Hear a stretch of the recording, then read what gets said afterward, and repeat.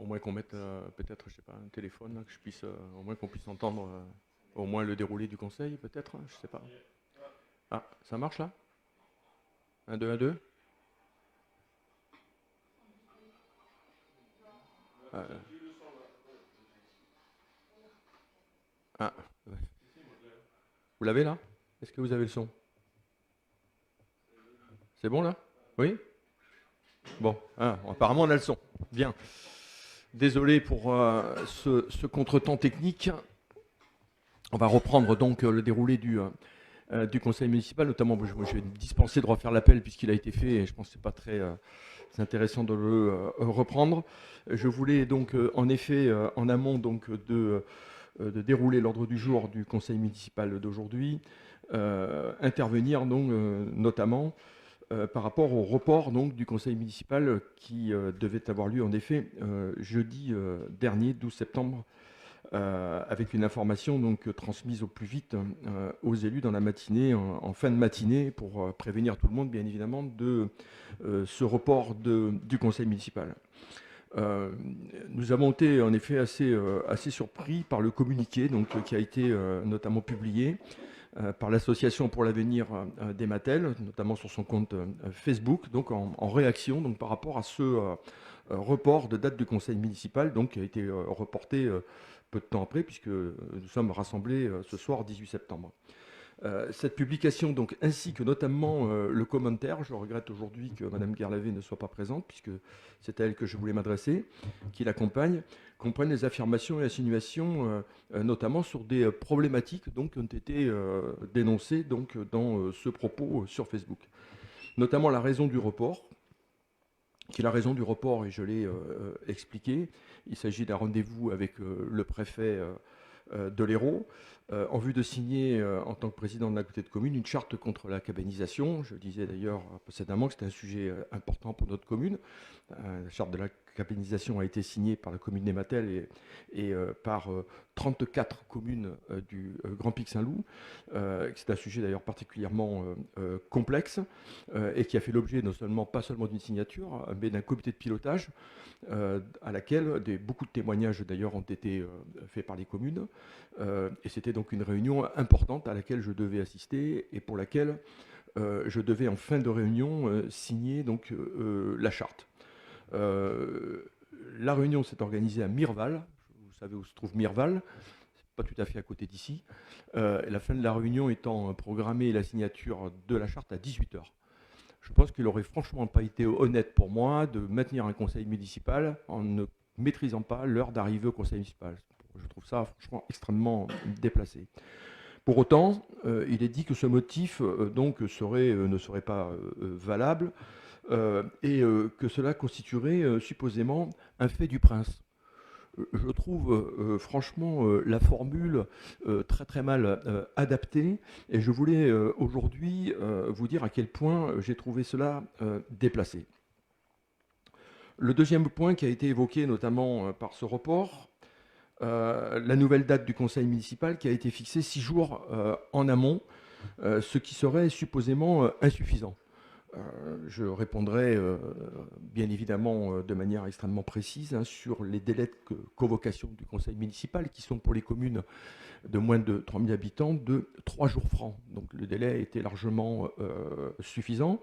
De plus, il n'y a pas eu de correction, de modification de l'ordre du jour tel qu'il avait été présenté. Je voudrais dire ici que le motif de ce report, au demeurant, était parfaitement légitime. La convocation du conseil municipal et l'éventuelle modification de sa date de réunion relève du pouvoir exclusif du maire, et vous le savez, sans quelconque obligation de concertation ou de motivation. Il est également dit dans les articles du Code général des collectivités qu'en effet, à tout moment, même 5 minutes avant le conseil municipal peut être annulé ou reporté. Hein, c'est ainsi. Voilà. Hein, donc il n'y a pas d'excès de zèle et je crois que depuis que j'ouvre des séances de conseil municipal, ce ne sont pas des choses qui me sont arrivées, tout simplement, parce que je crois que j'en ai jamais annulé. Donc bon, je trouve quand même que cette intervention aurait vraiment pu être évitée. Je pense qu'on n'a pas besoin de ces tensions. Et si j'ai dû annuler ce conseil, j'avais de bonnes raisons de le faire. Voilà, je trouvais quand même que ces propos étaient déplacés. Je voulais ici revenir devant vous, sans vous faire le long récapitulatif de tous les articles qui sont liés et qui donnent bien évidemment au maire toute vérité, je dirais, dans les convocations, notamment sur le nombre de jours francs, qui est bien de 3 jours. Voilà, je clôt le sujet. Je souhaiterais désigner pour notre ordre du jour notamment la secrétaire de séance qui est Émilie Girard aujourd'hui. Émilie, donc si tu veux bien prendre le secrétaire de séance, je crois que tu as déjà remis la pochette. Parfait. Je vous rappelle l'ordre du jour, donc avec tout d'abord l'approbation du procès-verbal de la séance du 19 juin 2024. Également en délibération la création du conseil local de la vie associative, une charte économisons l'eau de ma commune, un règlement intérieur du marché de plein air du dimanche, règlement intérieur de la médiathèque, une convention d'Héro Énergie pour le renforcement sécurisation sur le réseau de distribution publique d'électricité et d'éclairage public, une redevance d'occupation de domaine public pour le gaz, redevance d'occupation publique pour tout ce qui est chantier provisoire, redevance d'occupation de domaine public pour l'électricité et les télécommunications, et puis la décision modificative numéro 1 du budget 2024. Nous terminerons avec quelques informations. Tout d'abord, je mets à votre approbation le procès-verbal du 19 juin 2024 et je vous demande si vous avez sur ce compte-rendu des corrections ou des modifications à apporter. Rien de particulier? Parfait. Je mets au vote donc le procès-verbal. S'il y a des votes contre, 2, 4. 4 ou 3? 4. Il faut mettre les deux mois comme ça, ça fait 2. Donc 4 votes contre. Les décisions prises par le maire dans le cadre de ces délégations. Donc il s'agit de la période du 19 juin au 7 septembre 2024, avec notamment un bail administratif relatif à la location de locaux, notamment à la direction de l'eau et de l'assainissement de la communauté de communes du Grand Pic Saint-Loup, pour un loyer de 1 000 € par mois. Ensuite, la création de comptages électriques, un premier pour 877,36 €, un second pour 1551,74 € et un troisième de 427,76 €. On est pratiquement obligé aujourd'hui de reprendre quasiment tous les comptages électriques de la commune qui sont vraiment arrivés au bout de leur vie. Et il va falloir reprendre bon nombre de compteurs. Voilà pour les décisions prises par le maire dans le cadre de cette délégation. Est-ce que ça suscite des questions? Oui. Oui, au niveau du loyer, du local, sur quels critères ça a été établi? Alors, on a répondu à une sollicitation de la direction de l'eau et de l'assainissement qui sont dans les locaux de l'ex-SOR que vous connaissez, qui sont maintenant la direction de l'eau et de l'assainissement de la côté de commune du Grand Pic Saint-Loup. Comme vous le savez, je l'ai dit ici, mais peut-être vous vous en souvenez pas, au 1er janvier 2025, la communauté de communes passe en régie intercommunale pour l'eau et l'assainissement, et donc doit donc accueillir du personnel supplémentaire pour cette direction de l'eau et de l'assainissement.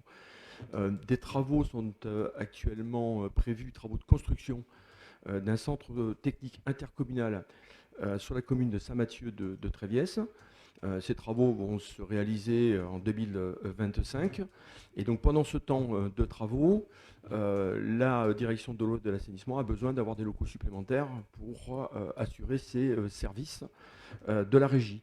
Donc ils nous ont sollicité en effet pour éviter que les équipes soient éparpillées sur le territoire. Donc si nous avions éventuellement des locaux à mettre à disposition pour une partie de la direction de l'eau et de l'assainissement, c'est la partie vraiment administrative de la direction de l'eau et de l'assainissement. Donc nous leur avons proposé les anciens locaux que nous avions abrités Présence Verte, voilà, qui, comme vous le savez, ont résilié leur contrat de location avec la commune, ayant regroupé leurs locaux sur la commune de Gignac. Donc les locaux étaient libres, donc les locaux ont été pris en charge par l'intercommunalité. Des petits travaux de maintenance ont été réalisés, donc ils ont pris à leur charge l'ensemble des travaux à réaliser de manière à ce que ces locaux soient conformes et qu'ils puissent correspondre. Donc ce sont des locaux qui seront occupés provisoirement, le temps que la construction du centre technique intercommunal, et ensuite ils nous seront restitués. Voilà, on aura des locaux qui auront été rénovés, qui pourront être utilisés. J'aurai l'occasion d'en reparler plus tard. Pas d'autres. Ça concerne à peu près combien de mètres carrés vous avez en tête, non? Je dirais en locaux, ça doit faire soixantaine de mètres carrés à peu près, peut-être un petit peu plus, à peine. Non, 60 mètres carrés. Il y a une grande salle et puis il y a 3 ou 4 petits bureaux avec des commodités, il y a une petite cuisine, enfin il y a tout ce qu'il faut. Pour les compteurs, pour les compteurs électriques, c'est un remplacement de compteurs existants? Pas seulement, c'est des créations aussi, notamment sur la plaine de loisirs, on n'avait pas de compteur. Hein.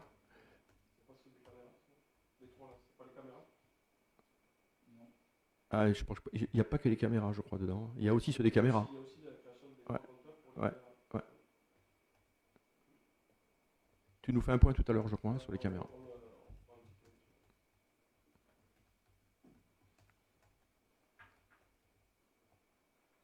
D'autres points? C'est bon?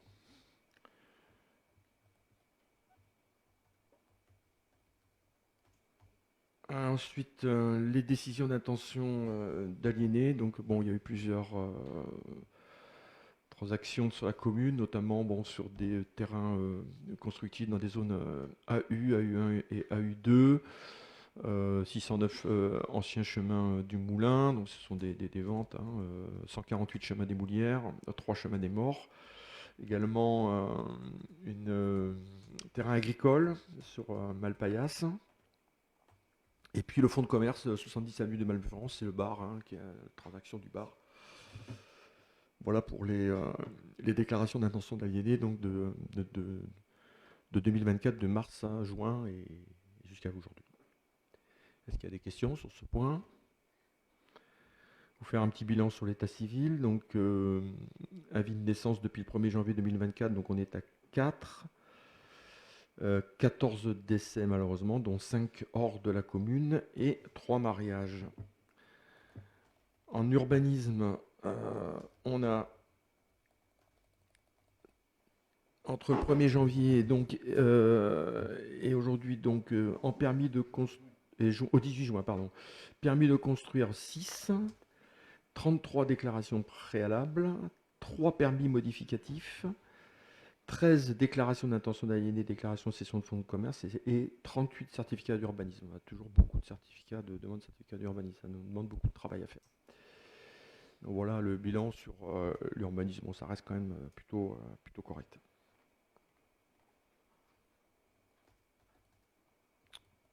Voilà, donc je vous demande de prendre acte donc, de cette communication.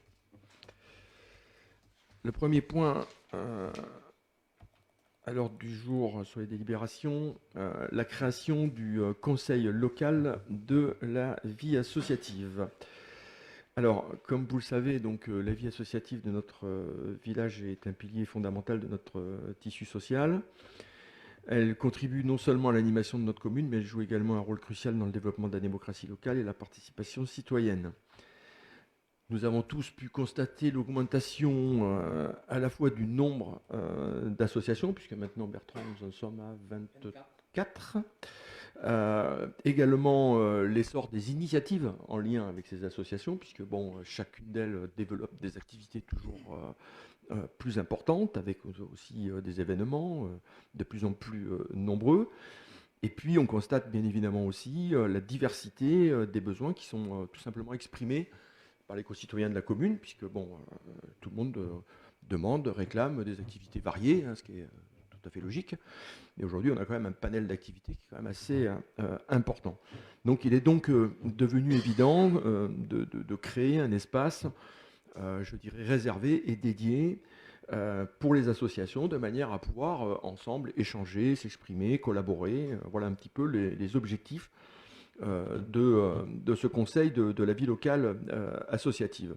Donc avant tout, bon, c'est de fédérer les associations entre elles, hein, puisque bon, les regroupements associatifs sont quand même assez rares finalement. Donc le but c'est quand même de pouvoir travailler davantage sous forme coopérative, quelle que soit aussi leur thématique, parce que bon, souvent par thématique, les associations finalement ne se voient pas, ne se rencontrent pas. Donc l'important aussi c'est de pouvoir aussi se rassembler, et notamment avec un objectif de faciliter le dialogue et la coopération. Voilà l'objectif de ce conseil local de la vie associative. On attend également ici des résultats en termes de communication, et de créer aussi un lien direct, transparent, entre les associations et la commune, bien évidemment, quelle que soit la thématique, pour faciliter le dialogue. Renforcer la communication, pouvoir promouvoir aussi la participation, parce que ça c'est un constat que nous faisons dans toutes les assemblées générales aujourd'hui, c'est qu'il manque quand même cruellement de bénévoles dans certaines d'entre elles. Et il y a toujours une certaine fragilité quand même du tissu associatif. Il s'en crée des nouvelles, mais le tissu associatif dans son ensemble reste fragile, avec des bénévoles que l'on retrouve d'ailleurs parfois dans une, deux, trois ou plusieurs associations du village. On veut dire qu'on tourne un peu sur un réseau qui est toujours un peu le même.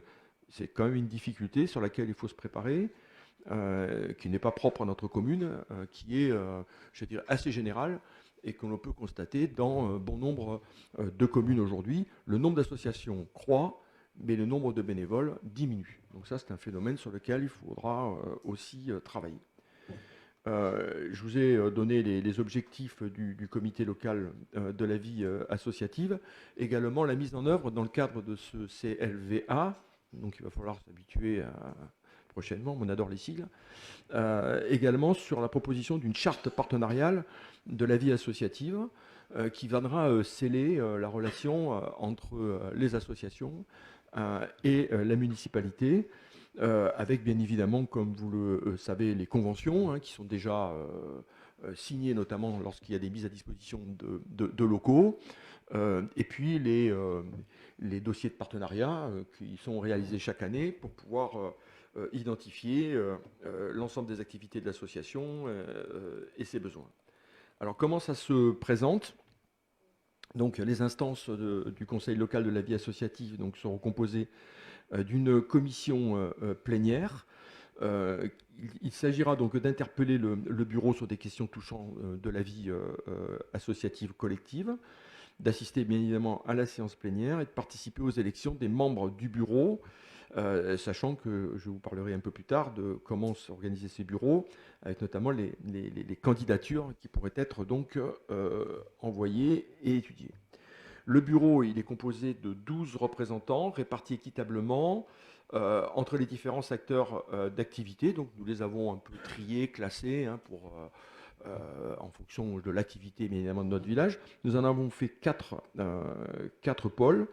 Un pôle environnement, culture, tradition, un pôle enfance, jeunesse, sport, un pôle vie citoyenne, solidarité, et un pôle municipalité, puisque la municipalité, bien sûr, est intégrée dans le CLVA. Donc, en tant qu'organe exécutif pour le CLVA, il s'agira de mettre en œuvre les idées et les propositions au service des associations, de relayer les propositions et les interpellations du CLVA auprès de la municipalité, de répondre aux interpellations de la municipalité, d'élaborer des ordres du jour et de produire chaque année un bilan par une ou un porte-parole, à la fois auprès du CLVA et aussi en tant que conseil municipal. Alors, le président du CLVA a des missions, bien évidemment, celle de convoquer et de présider le bureau du CLVA en plénière, accompagner les associations au quotidien dans leurs réflexions, remonter les propositions du conseil à la municipalité, leur faire part aussi des propositions de la municipalité. Donc c'est lui qui va être un peu à la manette, je dirais, pour piloter ce CLVA. Les membres de droit, le maire est membre de droit. Il désigne donc pour la présidence de la vie associative l'adjoint au maire en charge des associations et la conseillère municipale en charge de la culture comme représentante de la municipalité. Voilà donc les 3 représentants, donc le maire, l'adjoint aux associations et la responsable pour la commune de la culture. La désignation des candidats dans les instances du comité, principe fondateur, donc dans les différentes instances du CLVA, chaque élu associatif représente l'ensemble du tissu associatif matellois et non sa propre association. Donc, ce qui va obliger un petit peu les associations aussi à se rencontrer, à travailler ensemble, à se partager et de ne pas passer par l'exclusivité de la municipalité pour parfois des échanges croisés sur lesquels on est chargé de missions qui ne seraient pas les nôtres. Donc le CLVA va aussi servir à ça, à créer des liens directs entre les associations, se parler, s'entendre, faire en sorte aussi parfois d'accepter des concessions pour partager notamment des locaux, partager des espaces, s'arranger sur les dates, coordonner le calendrier. Tout ça, ce sont des charges qui reviennent aujourd'hui à la municipalité. Je le répète ici, ce sont des charges extrêmement lourdes. Et il est bon aujourd'hui de mettre tout ça en ordre. Donc ce CLVA servira bien évidemment à tout cela. La commission plénière se réunira au moins une fois par an. Elle regroupe toutes les associations matelloises volontaires, représentées par un représentant titulaire et idéalement 2 suppléants, désignés donc par chaque association selon les modalités donc définies par chacune d'elles. Les seules conditions pour siéger à cette assemblée sont que l'association ait signé la charte partenariale. Ça, c'est un engagement qu'il faut prendre dès le départ. Et qu'elle ait son siège au Matel, bien évidemment, et qu'elle ait désigné son représentant parmi ses adhérents, qu'elle soit répertoriée aussi au sein du service de la mairie. Le bureau il sera composé de 9 associations représentantes, chacune représentée nominativement par un titulaire et 2 suppléants. Donc je reviendrai sur les associations thématiques. Les associations candidates donc, fourniront une brève description de leurs objectifs et activités, ainsi que de leurs éventuelles propositions et visions pour le Conseil local de la vie associative. Leur acte de candidature sera affiché en mairie sur le site internet de la ville et sera transmis par mail à toutes les associations matelloises. Les associations candidates s'efforceront de prendre en compte la place des femmes et des jeunes dans leur représentation. Pour une modification de la charte partenariale, il sera soumis à l'approbation majoritaire des membres du bureau et passera ensuite au conseil municipal. S'agissant du premier règlement intérieur du CLVA, un temps de maturité sera nécessaire. Il sera normal de le modifier en fonction des améliorations nécessaires repérées par les membres du bureau. Donc, comme je vous le disais, donc, on a classé donc, les associations en 3 catégories. Environnement, culture et tradition, donc nous y avons classé le Ciné Vidéo Club, l'école de musique, le comité des fêtes, la folie des polars, One Black Cat, le syndicat de chasse, les jardins des Matels. Enfance, jeunesse, sport, Belle et Cartes, Etadem, les bikers du Pic, Los Blanbec, Tennis Club, Matel Pétanque Club, Pic à roulette, rugby du Pic Saint-Loup.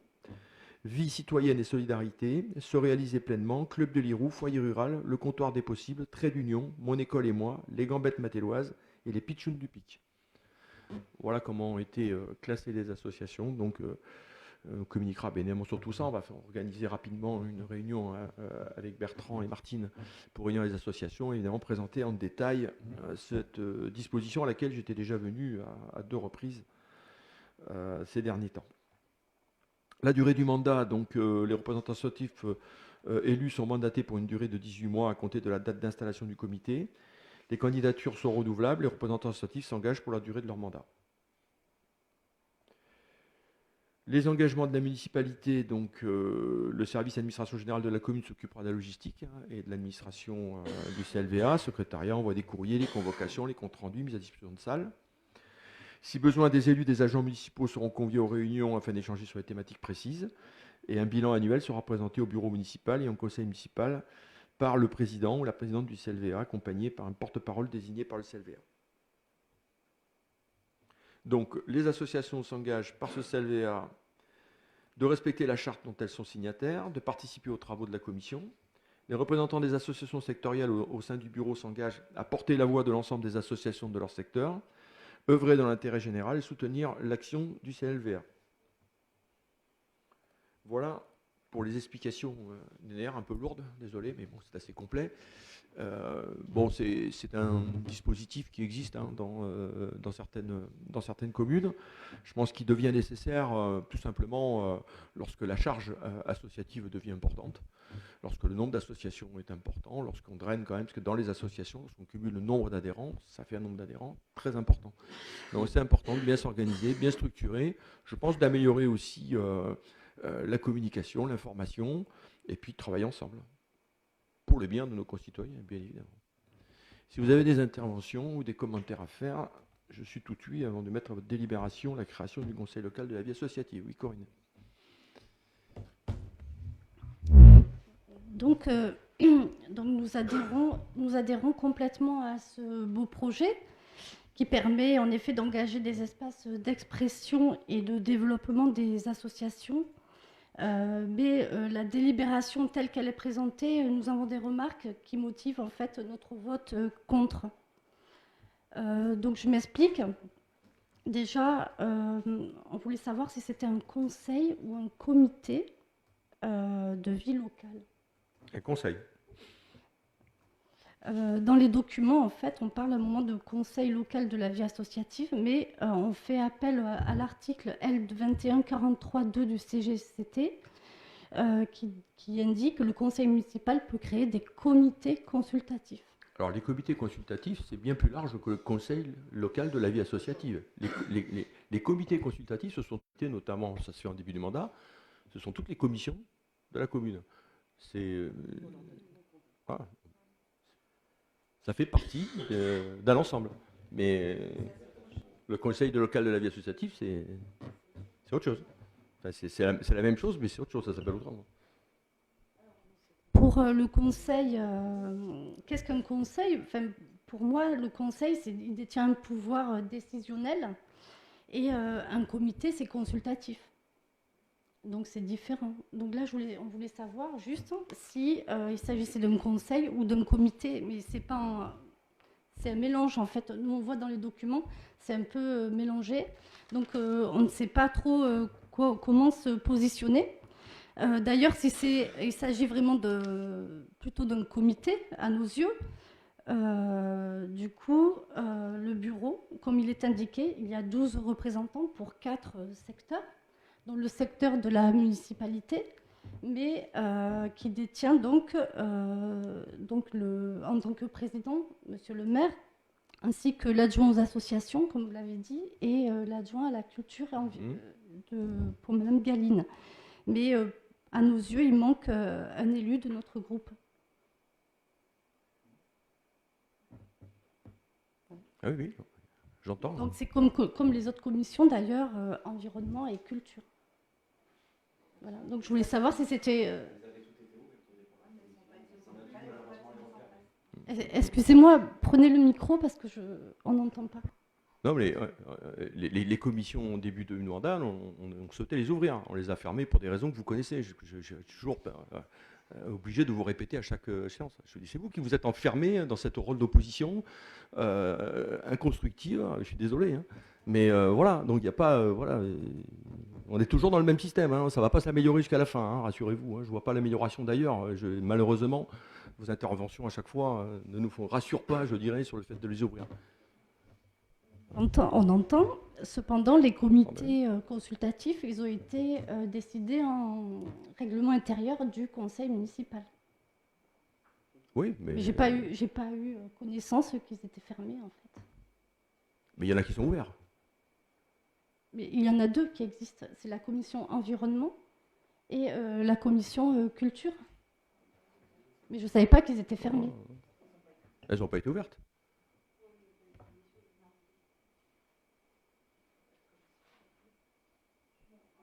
Il y avait un point sur le tableau des associations retenues, c'est-à-dire qu'on se posait la question de savoir si le siège social de l'association des bikers du PIC et du rugby était bien au Mattel.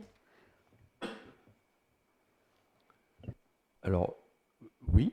En tous les cas, l'association rugby, elle est sur les Mattel, puisque leur siège est sur le pôle sportif. Le pôle sportif est au Mattel. Hein.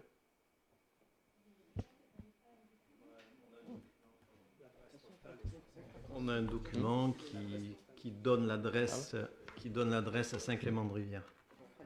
Le siège social Saint-Clément-de-Rivière. On fera une vérification, hein, c'est pas... Les deux, pour les deux. Les deux, de toute façon, Les bikers sont encore là. Hein, les bikers, Non, là, mais d'accord, ça, mais c'est sur Internet, vous avez les deux qui sont sur Saint-Clément-de-Rivière. Le journal officiel, hein. On l'a vérifié. bon, on vérifiera. On vérifiera, hein, c'est pas grave, on les sortira. Oui, d'accord, ben, c'était l'information qu'on voulait vous fournir. Oui. Ensuite, ce troisième point, on va dire, donc on voit que c'est mis en délibération la charte et le règlement intérieur avec ce tableau des associations. Mais pour nous, certaines sont absentes, comme Euromédia et Communication, les commerçants, Biroc et Maz Art.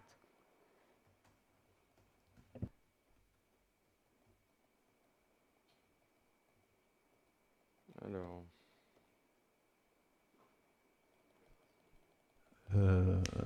Euromédia Communication, c'est Madame Biancafort qui reçoit pourtant des subventions de la mairie. Oui, oui, bien sûr.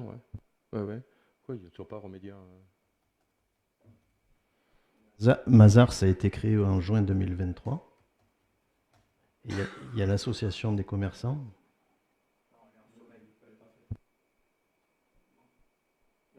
Ouais. Ah oui, l'association des commerçants, pour l'instant, elle n'est pas active. Hein. Elle existe. Il y a un pourparler pour la recréer, mais apparemment, enfin, elle existe, mais il n'y a personne pour l'instant. Il n'y a pas de représentant. Elle n'est pas connue pour nous aujourd'hui en tant qu'elle n'est pas active. Hein. Apparemment, on a des noms. Hein. On a des noms avec Magali Fromage, la brasserie. Enfin. Non, mais elle est en cours de création. Elle n'est pas créée encore officiellement. En tous les cas, moi, j'ai pas eu d'informations comme quoi l'association des commerçants est de nouveau présente. Quand elle le sera, elle sera intégrée. Mais pour l'instant, elle ne l'est pas. Ça sera vérifié. Ouais. On vérifiera. Hein. Après, s'il manque des associations, ça reste un Bayrock document aussi. de... Il y a Bayrock. Et Biroc, pourquoi il n'est pas Biroc? On va mettre à jour, hein. Ouais, Biroc. Ouais. On mettra à jour, en effet, Biroc, qui ne sont pas dans la liste. Et puis...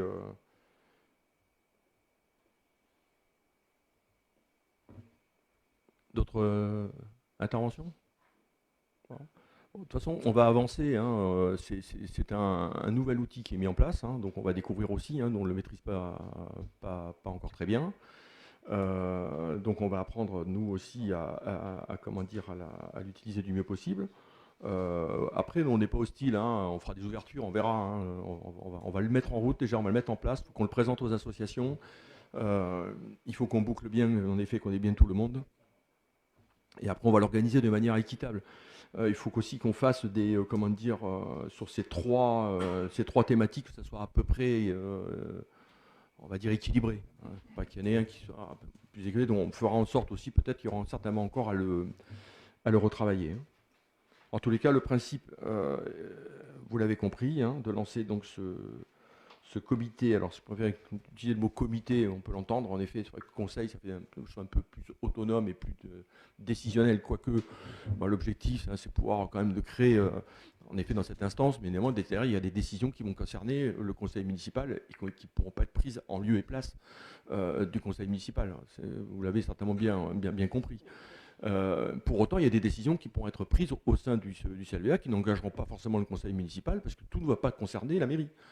Dans ce CLVA, il y a des décisions qui vont se prendre au niveau associatif et donc sur lesquelles on sera, je dirais, même pas l'arbitrage. On en sera témoin, mais on ne sera pas forcément... voilà, il n'y a pas que des sujets qui viendront et qui monteront dans la sphère municipale. Il faut penser aussi à ça. Hein, il y a une espèce de transversalité qui pourrait être faite. On peut évoquer le nom de comité, hein, mais... En tous les cas, on se mettra d'accord sur le soit conseil, soit comité. Oui. C'est essentiellement sur les termes, parce que quand on lit le règlement intérieur moi j'appelle comité local de la vie associative, puisque le conseil municipal crée des comités consultatifs. Donc on le crée, donc c'est un comité. Et d'autant plus que dans le paragraphe 1, il est écrit, hein, je n'invente pas, hein, il est écrit les objectifs du comité local de la vie associative. Oui, donc on reprend carrément les termes adaptés, quoi.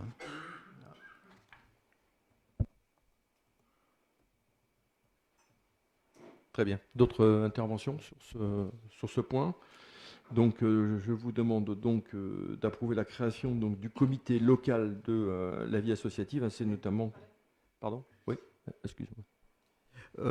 Dans le cas, juste une petite question, dans le cas où les associations qui sont citées là, sur votre tableau là, ne souhaitaient pas signer la charte, parce que là c'est bien noté quand même que s'ils n'acceptent pas... Ah ben la charte, la charte, c'est, enfin, je veux dire, elles peuvent ne pas signer la charte, Non, mais à ce d'accord. moment-là, ça veut dire que bon, elles n'ont pas besoin de la municipalité. Bon, ben, elles peuvent faire toutes seules. Hein, y a pas Non, de mais souci. ça veut dire que les tableaux qui sont établis, ils peuvent ne pas être bons en définitive, puisque ça n'a pas été fait en amont, quoi, de savoir s'ils étaient d'accord Ah ou ben, pas. à titre indicatif, on a donné le nom, l'ensemble des associations. On pense que quand même les associations vont s'associer à ce projet de CLVA et la signature de cette charte. La charte qui est quand même le chapeau, je dirais, de cette organisation. Ça a été vu avec eux quand même. On en a Parce qu'une parlé. charte, en principe, c'est un contrat. En principe, il faut que les deux parties soient d'accord. La charte leur sera proposée. Après, ils seront libres. Hein. On ne va pas leur faire signer sous la menace. Hein. Ça n'a pas été... Chacun fera ce qu'il veut. On tirera les conclusions. Hein. Non, mais ça n'a pas été présenté. Vous leur avez Non, pas la charte n'a pas été encore présentée aux associations. D'accord. Ok. Ils sont au courant. J'en ai déjà parlé plusieurs fois, mais D'accord. ils auront la présentation de la charte. D'accord.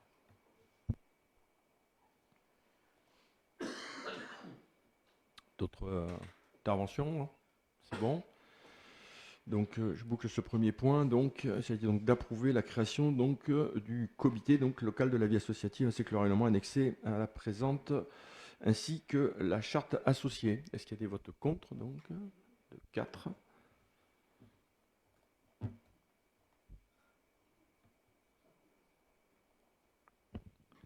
Alors, le deuxième point l'ordre du jour, c'est la charte Économisons l'eau, ma commune s'engage. Donc, c'est une charte qu'on nous a demandé donc, de passer en conseil municipal.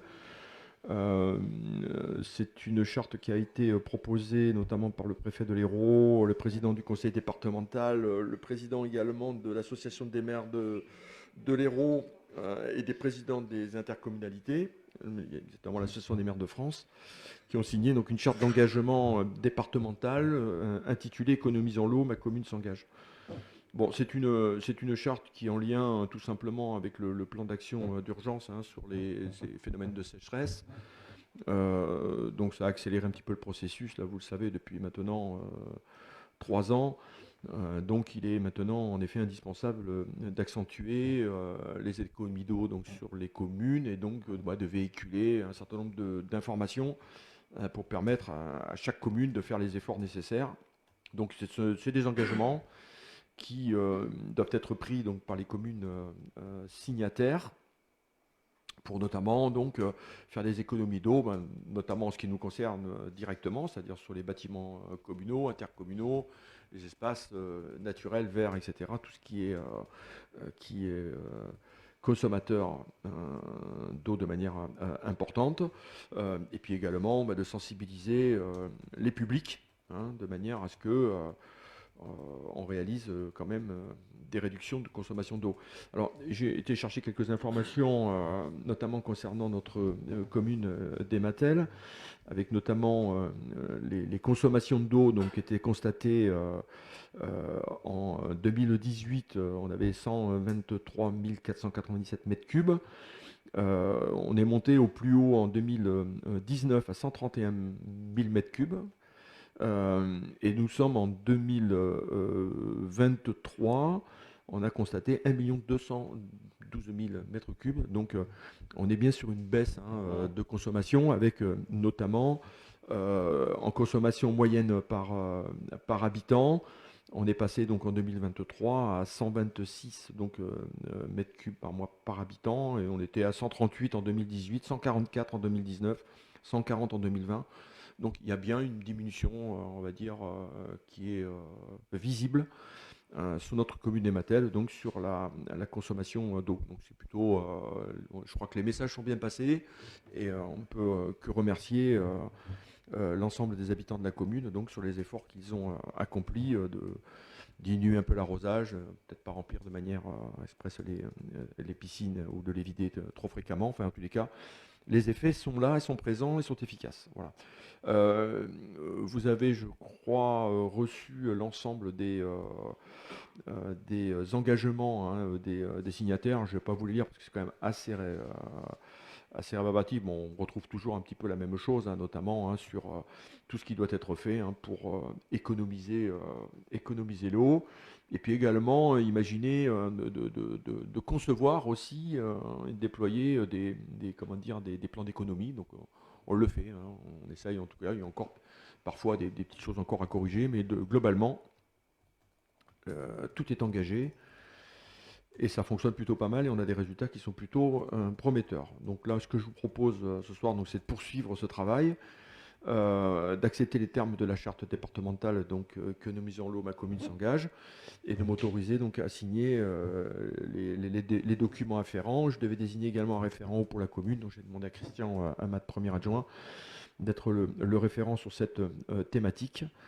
Voilà, et puis donc de me charger bien évidemment de mettre en œuvre l'ensemble des actions qui incombent à la commune. Voilà pour les explications, si vous avez besoin de précision. Oui. Au niveau des bâtiments communaux, là, est-ce qu'il y a eu des choses de fait au niveau des écoles et de la mairie?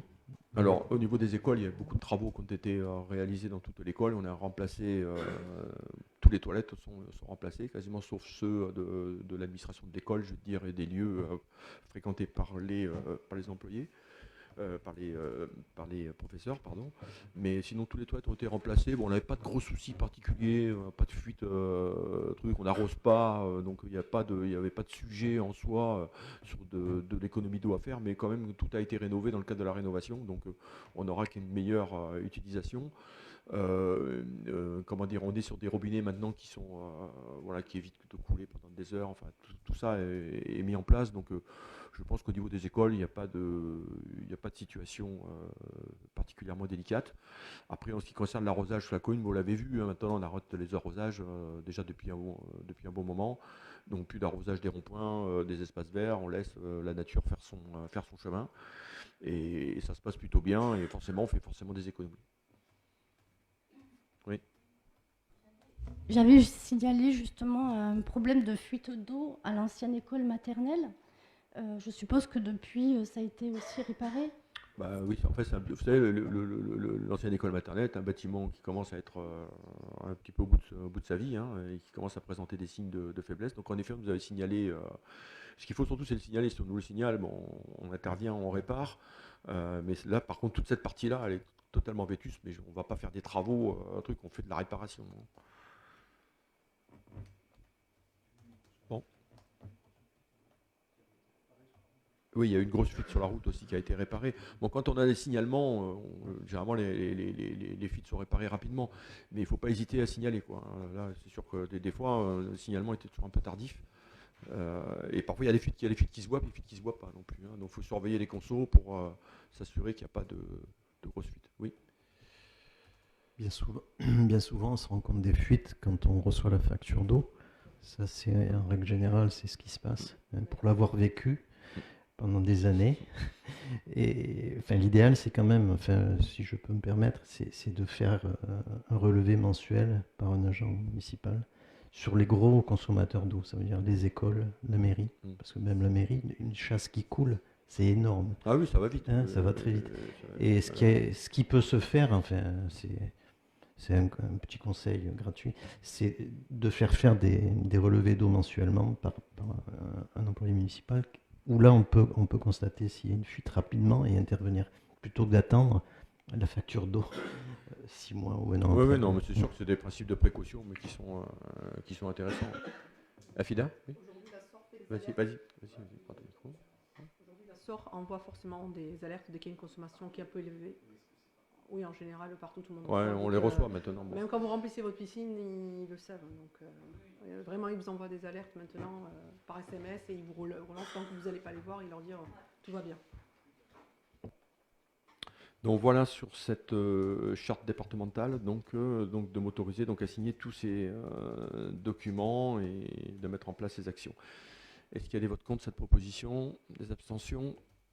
On s'est voté, je vous remercie. Je passe au règlement intérieur de la médiathèque. Martine.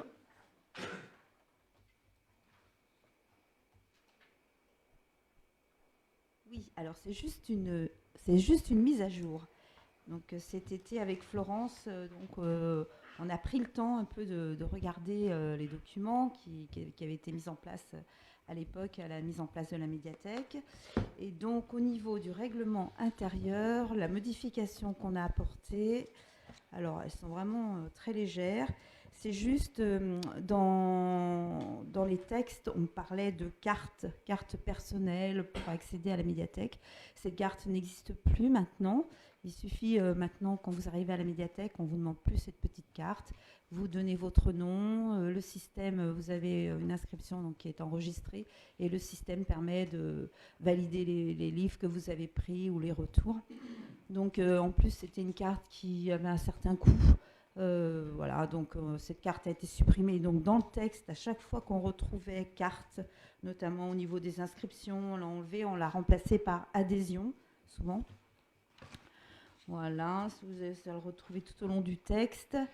Il y avait aussi, pareil, dans l'article 5, tout un paragraphe justement qui parlait en cas de perte, que cette carte était strictement personnelle. Donc tout ça, là, ça n'a plus lieu d'être. Donc on a supprimé une partie de ce paragraphe qui était donc relatif à cette carte. Et puis on a fait aussi également une modification dans l'article 10 au niveau donc du prêt, enfin c'est donc dans la thématique prêt, article 10, on a augmenté le nombre de DVD qu'on peut donc louer. Avant c'était un seul DVD pour une semaine et là on a passé à 2 DVD pour une période de 15 jours. Voilà, donc, et qu'est-ce qu'on a donc ensuite, article 12, c'est le nom carte qui a été supprimé. Et puis, je crois que c'est au niveau du retard aussi, on a complété, au niveau du retard dans l'article 16. Article 16, on a rectifié, au bout du 3e rappel, on a mis, donc avant il y avait le 4e, un document en retard entraînera l'interdiction. Et donc, nous, on a remplacé par à la suite des 3 relances, en cas de non-restitution ou non-dédommagement financier des documents empruntés, l'adhésion à la médiathèque fera l'objet d'une suspension provisoire ou définitive. Voilà. Et après, rien n'a changé. Voilà. C'est vraiment juste un dépoussiérage et puis une petite mise à jour de ce règlement. Lié au règlement, il y a également une charte, la charte multimédia. Donc pareil, alors ce qu'on a fait, la charte Internet et multimédia de la médiathèque, on n'a rien changé. Ce qu'on a supprimé, il y avait une annexe, une annexe qui parlait des modalités de consultation de tablettes. Alors à l'époque, lors de la création de la médiathèque, il y a donc 4 tablettes qui avaient été donc achetées et mises à disposition des usagers. Bon, et bien depuis ces 4 tablettes, elles sont obsolètes. La société Adis d'ailleurs nous l'a confirmé. Là, on a une animatrice qui vient régulièrement à la médiathèque de France Service qui elle ne peut pas s'en servir parce qu'elle ne peut pas charger des logiciels parce que elles sont obsolètes. Donc on s'est dit, bon, de toute façon, ça peut être que source de bien noter qui l'a pris, qui doit la rendre. En plus, c'était de la consultation sur place. Vu qu'elles sont obsolètes, on a donc du coup maintenant, avec Florence, on a décidé de ne plus mettre à disposition ces tablettes qui sont obsolètes. Et puis, on ne va pas les remplacer ni en commander d'autres parce que finalement, il n'y avait pas beaucoup de demandes, même au départ. Donc, c'est un coût qui n'est pas utile. Les gens, donc ils ont accès, les personnes, les usagers ont accès quand même aux ordinateurs. Maintenant, beaucoup de personnes ont eux-mêmes leurs tablettes. Donc c'est pas Donc du coup, on a supprimé dans la charte Internet et multimédia tout ce qui concernait donc cette mise à disposition de tablettes. Voilà, donc c'est vraiment juste la mise à jour. Pendant les vacances d'été, on s'est occupé. Parfait. Merci Martine pour ces explications. Il y a peu de modifications en fait, c'est vraiment des bricoles. Oui.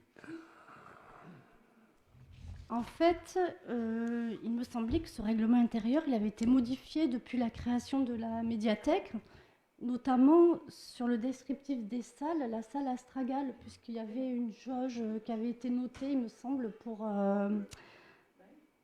Mais là, je ne le vois pas dans le règlement intérieur. Non, mais tu vas l'avoir, tu vas pouvoir répondre. Vas-y, c'est bon. Et ensuite, sur l'article 20, il est interdit de fumer, manger, boire dans les locaux de la médiathèque. Il faudrait peut-être rajouter, sauf pendant les événements de vernissage, puisque c'est le cas pendant les événements.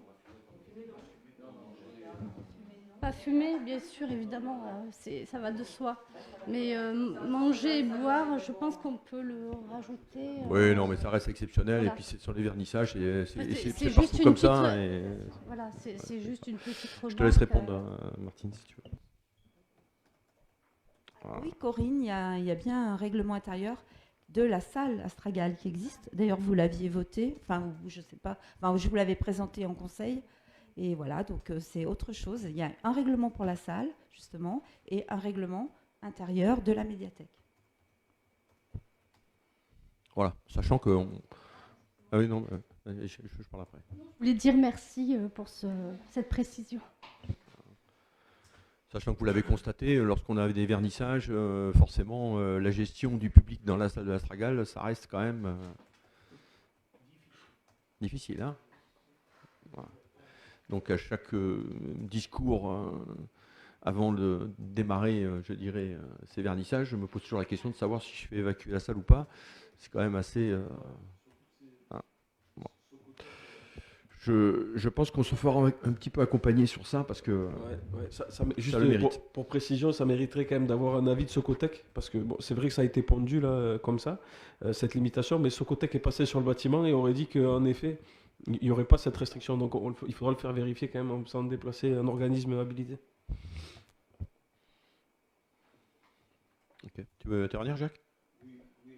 C'est pas sorti comme ça, hein. Je veux dire, une salle qui a une seule sortie de secours, c'est pas plus de 19 personnes. Et ça, on le sait depuis longtemps. Il y a deux sorties de la salle, dès qu'on sort, il y a deux sorties. Il y en a une à droite et une à gauche. Hein, c'est deux sorties. C'est pas une porte fermée, hein, c'est une salle, un truc. Enfin, en tous les cas, il peut y avoir sujet à interprétation. Voilà. Voilà, à vérifier. Non, parce que c'est une contrainte. Bien. Je propose donc ces modifications donc, du règlement intérieur de la médiathèque, accompagnées notamment de la charte multimédia donc, qui a été annexée, Martine. C'est bien ça. Donc je recueille le vote. Est-ce qu'il y a des votes contre donc, cette proposition de règlement intérieur et de la charte? Vote contre? L'abstention? C'est voté, je vous remercie. Ensuite, règlement intérieur du marché de plein air. Et Martine, c'est de nouveau pour toi. C'est pour moi, oui. Alors, comment vous nous aviez posé une question d'ailleurs, et on a eu la question au conseil municipal. Donc, en effet, on est travaillé sur la mise en place de ce règlement de marché de plein air.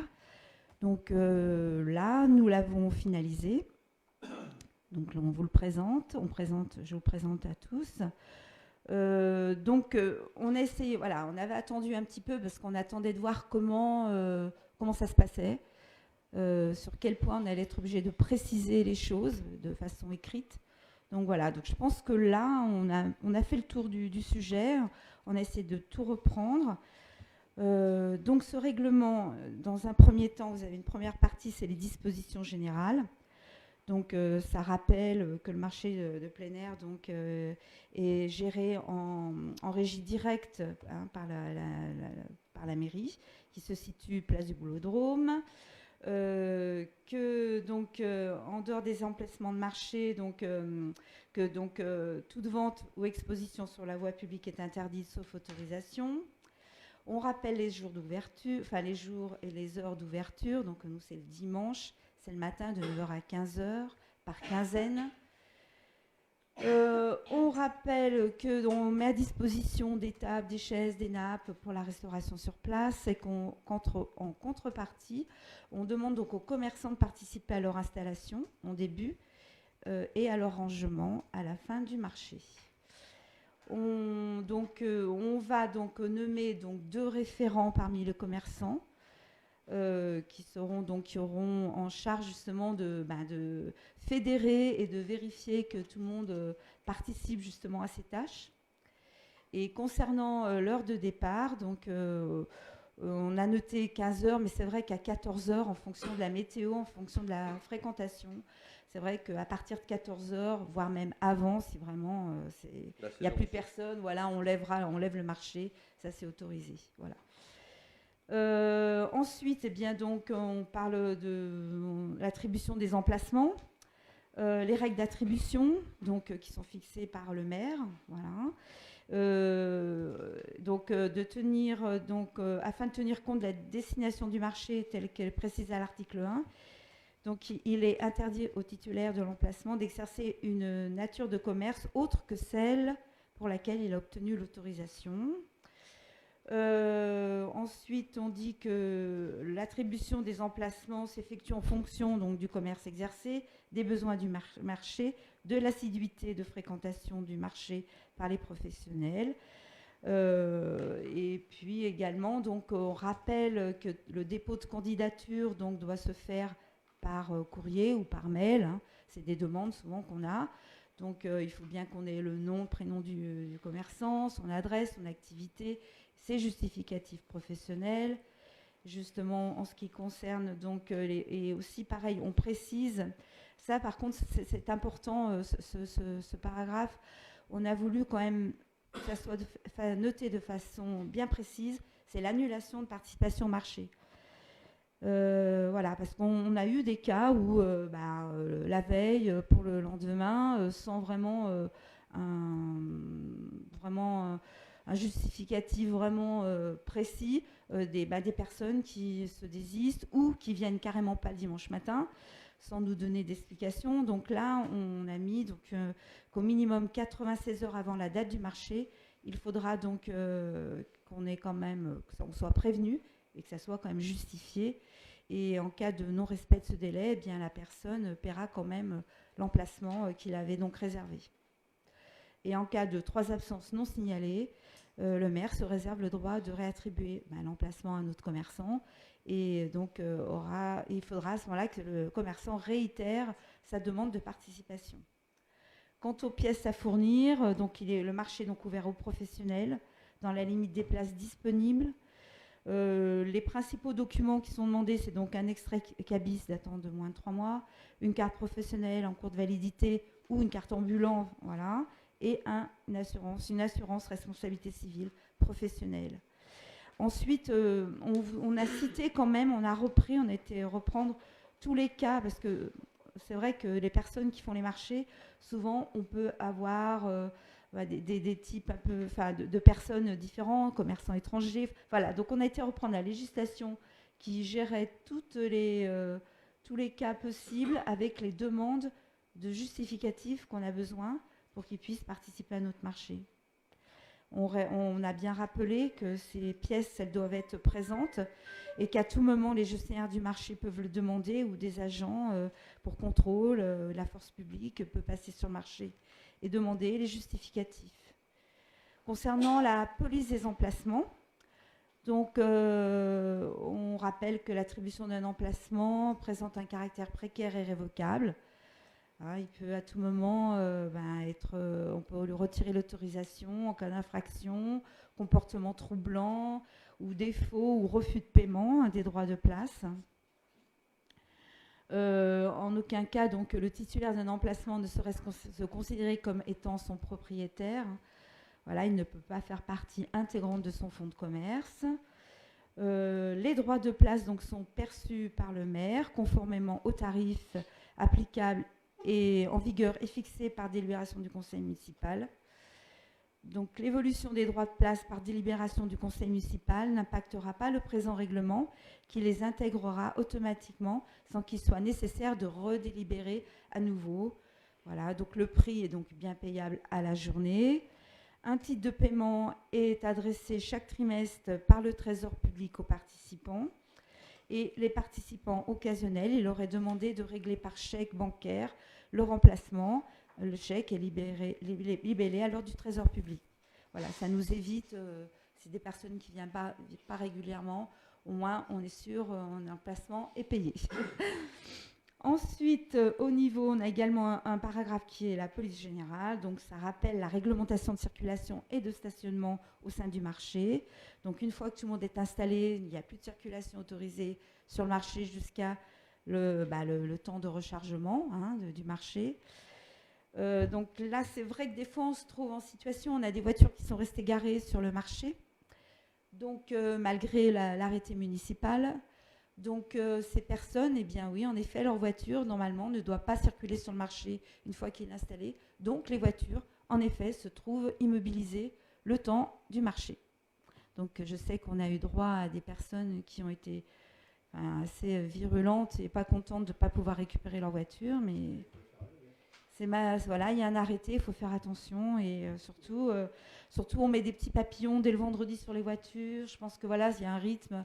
Il faut que les habitants prennent l'habitude et fassent attention à ne pas laisser leur voiture sur cette zone. Voilà, il est donc également indiqué au niveau hygiène, voilà, qu'il faut en effet que les emplacements soient propres au départ du marché. Il faut également qu'ils sont responsables de leurs déchets, donc par conséquent tout ce qui est cagettes, voilà, tout ça doit être emporté par le commerçant. Pour la restauration sur place, on leur demande également de prévoir un point de collecte de déchets. Et puis ensuite, c'est qu'est-ce qu'il y a d'autre? Non, on devra respecter la législation. Voilà, il n'y a rien d'autre de particulier. On arrive à l'article 18. 19. Le maire donc, est chargé de faire respecter les dispositions du présent règlement.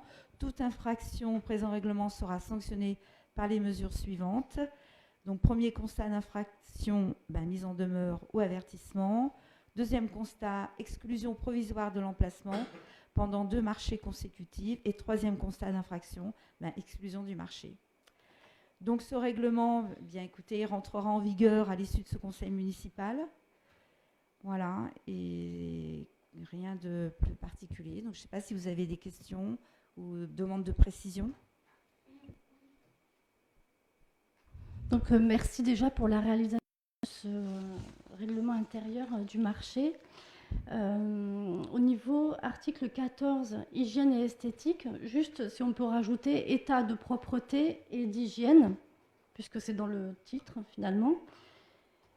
Et ensuite, l'article 17, les professionnels installés sur le marché devront respecter la législation et la réglementation. Et concernant leur profession, notamment les règles de salubrité, d'hygiène et de sécurité alimentaire. Selon le cas, bien sûr, si ils vendent des robes, c'est inutile, plutôt quand ils vendent de l'alimentation.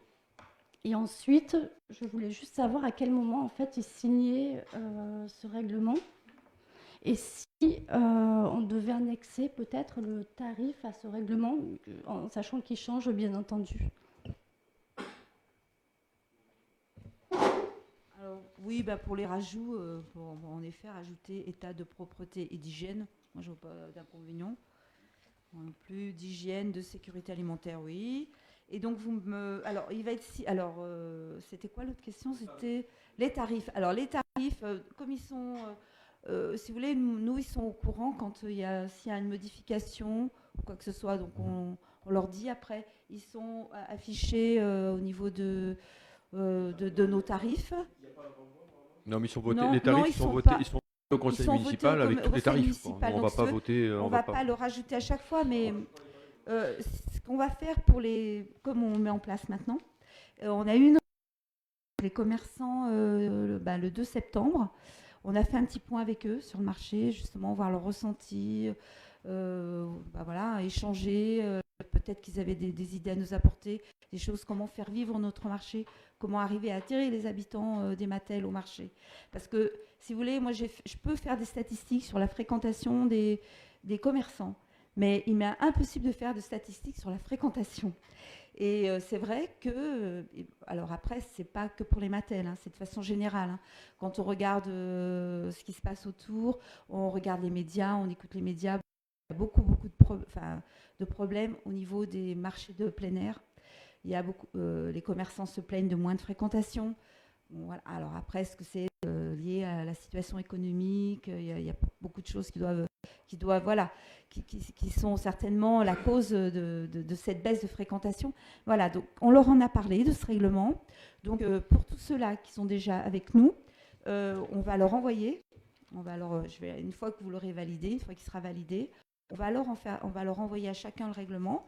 Je vais leur faire signer, comme quoi ils l'ont bien vu. Et après, pour chaque nouveau, de toute façon, à chaque fois, il y aura le règlement à leur faire signer. Et on l'aura dans nos archives, on les stockera. Et en effet, moi, quand j'ai des nouvelles demandes, je leur communique la tarification en cours. Et ils peuvent aller le retrouver sur le site de la mairie où il y a les tarifications qui sont affichées.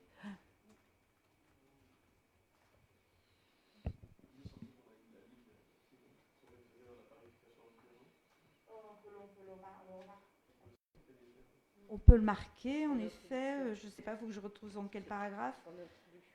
En intro. Dans l'introduction. Ouais, on peut le mettre en introduction. C'est dans l'introduction. C'est voilà. C'est annexé, voilà. Relis-le, comment c'est précisé? Alors attends, je le relis. C'est les 3 premières lignes tout en haut. Vu la délibération du conseil municipal fixant les droits de place. Relis-le. Relative à la création, vu la délibération. Ah oui, alors il y a le maire, vu la délibération du conseil municipal en date du... en dessous, vu la délibération du conseil municipal fixant les droits de place annexés au présent règlement. Ouais, donc on sera annexé. Voilà. C'est pas une bonne chose de l'annexer. Parce que chaque fois que les prix vont changer, il faudra changer tout le temps. Non, une annexe, on n'est pas obligé de... Une annexe peut être Non, ajoutée, on peut ajouter l'annexe après sans qu'elle soit votée, mais bon, on peut la mettre. Hein, c'est pas... Ok. Est-ce que vous avez des commentaires, observations, d'autres à faire sur cette proposition du règlement intérieur donc pour le marché de plein air? C'est bon pour tout le monde? Donc je mets au vote donc ce règlement. Est-ce qu'il y a des votes contre?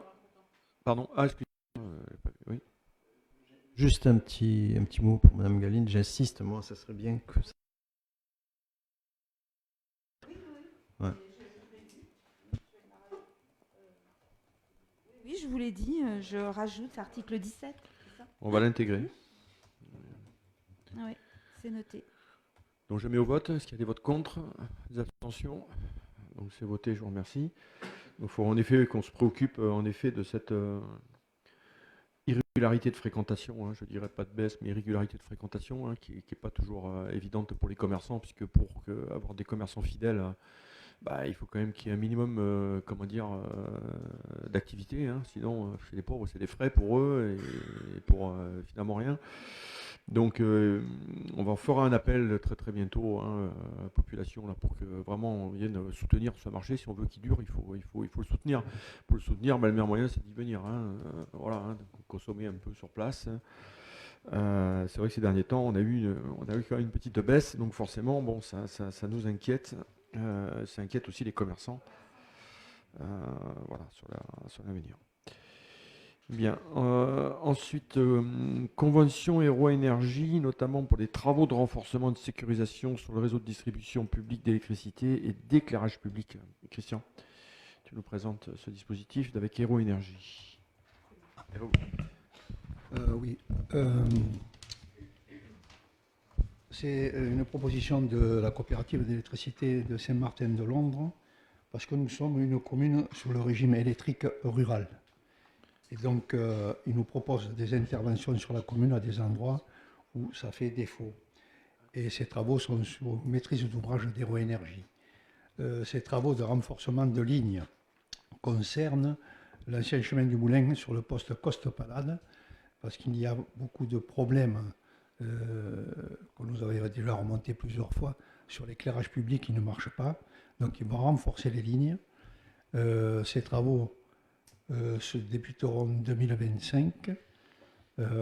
C'est un renforcement de lignes. Donc, après, c'est technique. Hein, c'est un remplacement du réseau basse tension en câble torsadé 70 mètres carrés, 70 carrés par du torsadé 150 sur 190 mètres. Et une création de basse tension souterrain en 150 carrés entre les repères DES et au fond de Coste-Palade avant de sortir des villages. Voilà. Je rajouterai justement en parlant d'électricité que malheureusement, les fonds verts sont passés de... Alors, 100% payés par Aéroénergie, les travaux. Les fonds verts sont passés de 40% à 15% pour les fonds verts. Donc, je ne sais pas jusqu'où ça va aller. Je vous rappelle que nous, ici, nous avons des travaux pluriannuels de changement de lampes en LED qui, cette année, se feront dans les vieux villages. Mais si chaque année, les fonds verts baissent ou bientôt vont diminuer, je ne sais pas comment on fera pour changer toutes les lampes, parce que ça coûte de l'argent. Il n'y a pas que ça qui va baisser, vous pensez. Donc ça, c'est sûr que les fonds verts, ça a été une belle opportunité, mais là, ça, on est au bout du dispositif. Bon, en attendant, on a des travaux de renforcement qui sont proposés et qui ne vont pas nous coûter d'argent. Donc, je vous propose de m'autoriser à signer rapidement cette convention pour pouvoir bénéficier de ces travaux, sachant qu'en effet, il y a quand même des perturbations assez importantes sur ce réseau là-bas, sur cette ligne, avec un éclairage public qui est d'un autre âge, qui est dans le privé, avec des poteaux. C'est très compliqué, hein, l'éclairage public dans ce secteur-là. Je crois que c'est le pire du pire.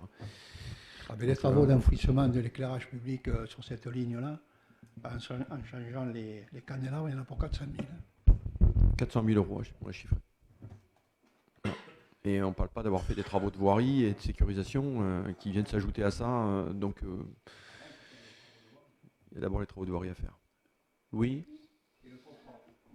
J'en profite en fait parce que j'ai accueilli des remarques des habitants pendant la fête votive. Donc voilà, ils trouvaient qu'il y avait un manque d'éclairage public pour rentrer chez eux, surtout sur les voies principales où c'est très emprunté par les automobilistes qui étaient la plupart garés sur les trottoirs. Donc voilà, ils avaient un sentiment d'insécurité et je voulais savoir s'il y avait des possibilités pour que quand il y a des festivités, on puisse au moins sur les allées principales et éviter que les voitures se garent sur les trottoirs. Alors, ça déjà, se garer sur les trottoirs, c'est un peu compliqué parce que bon, c'est pendant la fête. Hein. Je pense que c'est spécifiquement pendant la fête. Bon, ça, c'est un petit peu difficile à réguler le stationnement, même, je dirais, dans les zones écartées du village. Notamment sur l'extinction, Christian, de l'éclairage ou de rallumer l'éclairage public pendant la période de fête. Donc, on l'a fait en effet sur la partie centrale du village. Mais de rallumer tous les postes, bon, Christian va vous le dire, parce que je crois que tu dois avoir le chiffre en tête, hein, mais Oui, on l'a chiffré. On avait demandé à la coopérative de laisser éclairer jusqu'à 3 heures du matin. Je pense que ça a fonctionné sur 2 endroits, côté foyer et toute cette ligne-là. Ça coûte, parce qu'ils viennent régler la pendule astronomique, donc chaque fois ça coûte. Mais on le fait pour que ça reste allumé, surtout en sortie de fête à 2 heures du matin. C'est là où les problèmes commencent. Donc, on a dit jusqu'à 3 heures du matin. Maintenant, s'il faut laisser éclairer jusqu'à 4 heures, on laissera jusqu'à 4 heures. C'est pas un souci. Non, mais c'est certain. On ne va pas éclairer tout le village. Hein. Bien sûr. Ouais. Après, ce n'est pas les mêmes postes. Donc, sur chaque poste, il faut intervenir. Astronomique, il y en a une dizaine. Ouais. Il y en a une dizaine. Oui, oui. Bah, on ne nous en fait pas de cadeau. Hein. À chaque poste. Hein. Bon, après, c'est 300 et quelques euros. Hein. Ouais, mais c'est pas rien quand même. 300 euros sur 10, c'est 3 000 euros. Pour les, il faut intervenir 3 000 pour les régler, puis 3 000 pour les remettre après. Donc c'est 6 000 euros l'opération. Ah, ça fait cher pour une fête. Hein. Malheureusement, ça va dans le sens, en effet, bon, l'extinction aujourd'hui de l'éclairage public, je crois qu'on s'y est tous bien habitués.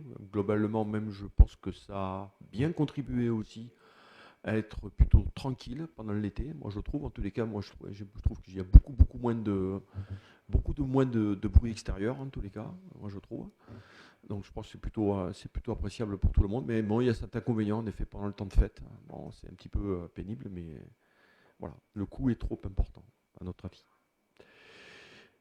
Pas d'autres interventions, donc on va mettre donc à l'approbation donc les modalités de cette convention. pour des travaux d'investissement donc sur l'éclairage public, donc avec Héro Énergie. Est-ce qu'il y a des votes contre, des abstentions? Donc, c'est voté, je vous remercie. Ensuite,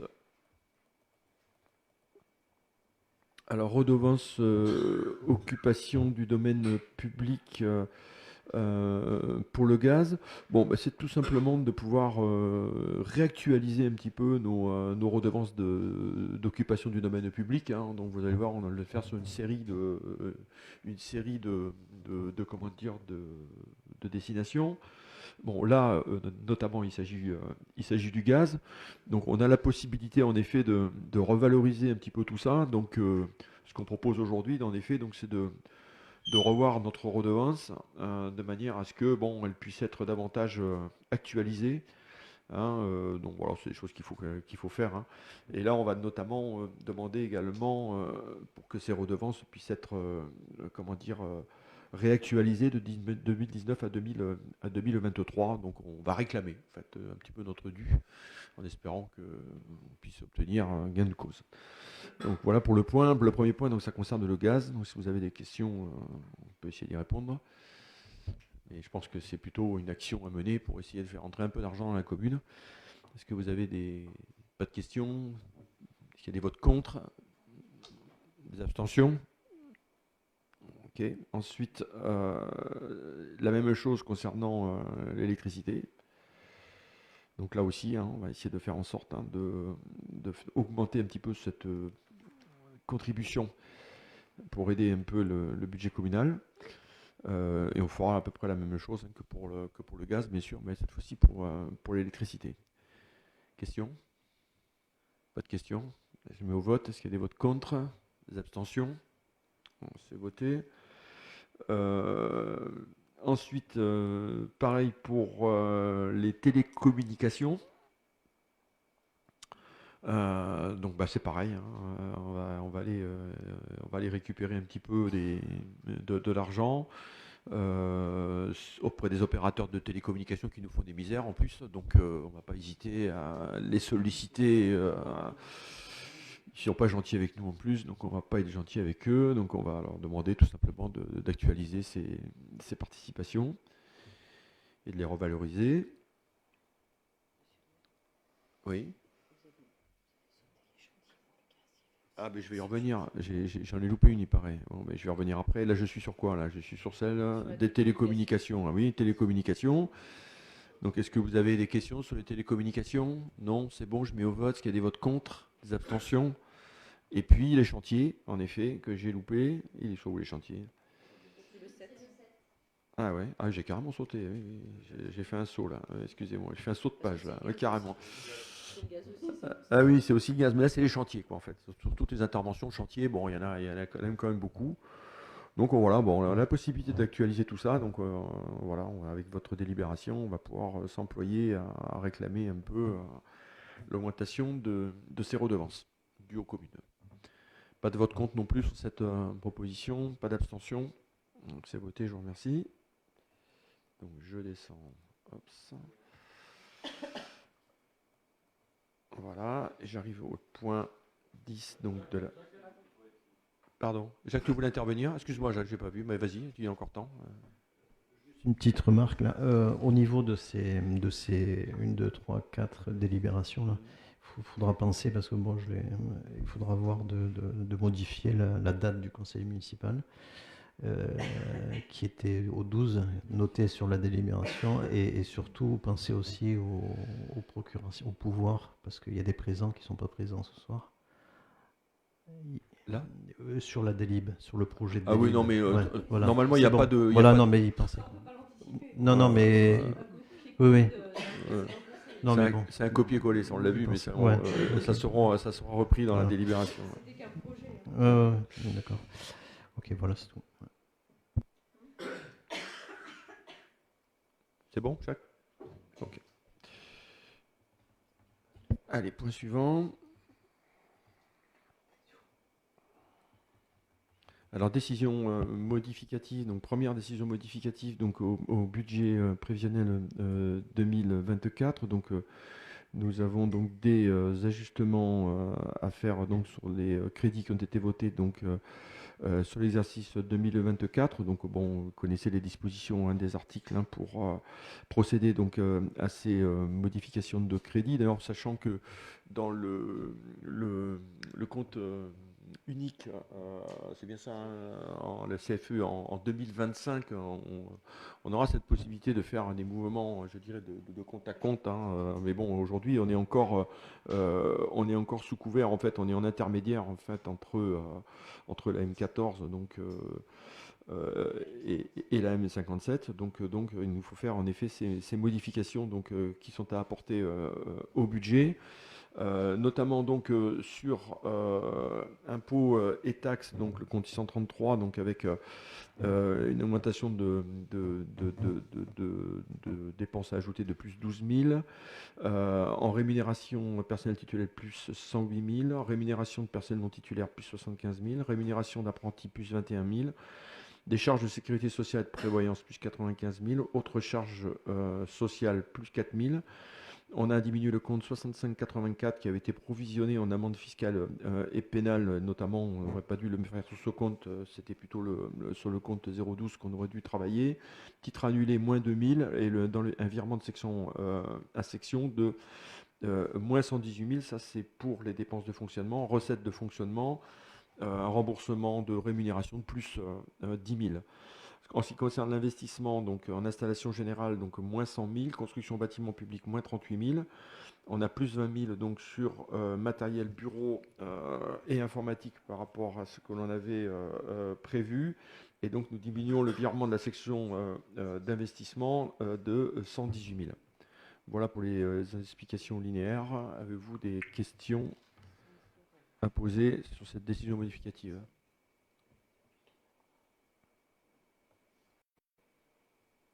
Pas de questions? Donc je mets au vote cette décision. Est-ce qu'il y a des votes contre? De 4. Pas d'abstention. Donc c'est voté, je vous remercie. En informations diverses, concernant les écoles, on va vous faire rapidement un petit point sur la fin des travaux de la rénovation de l'école primaire qui s'est poursuivie bien évidemment, pendant l'été avec donc une livraison de pas mal de choses dès la rentrée. Faustine, je te laisse présenter un petit peu l'état d'avancement. Alors sur les travaux, je ne sais pas si c'était monsieur Matt qui Christian voulait il dire. parlera sur les travaux. Toi tu vas parler peut-être après. Bah, Christian nous fait un point sur les travaux, puis après tu prendras la suite sur les autres éléments. Sur les travaux, on arrive pratiquement à la fin. Sur la rénovation des toilettes intérieures, le carrelage a été fait, les WC ont été posés, il manque un coup de peinture. Sur l'agrandissement de la tribu, c'est pratiquement terminé. Il faut rajouter juste deux lavabos. Et sur le WC extérieur, il faut changer l'auge parce que les petits n'arriveraient pas à se laver les mains, donc il faut la changer. On va mettre une auge plus basse. Et les WC là sont en route, ils marchent depuis la rentrée. Donc l'étanchéité est terminée. Il ne manque pas grand-chose. Je pense qu'à Toussaint, tout fonctionnera. Voilà.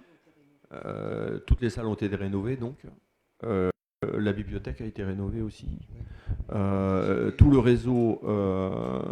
réseau des eaux usées a été repris sous le vide sanitaire. Ça a été un travail important. Il y avait en fait de la casse, il y avait pas mal de choses qui n'allaient pas. Donc on a vraiment profité pour faire. Enfin, c'est plus qu'une rénovation.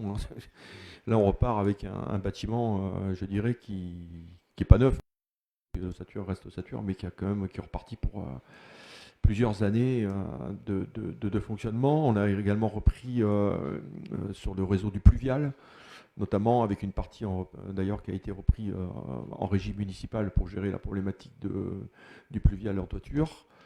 Donc il y a quand même beaucoup de travaux qui ont été réalisés.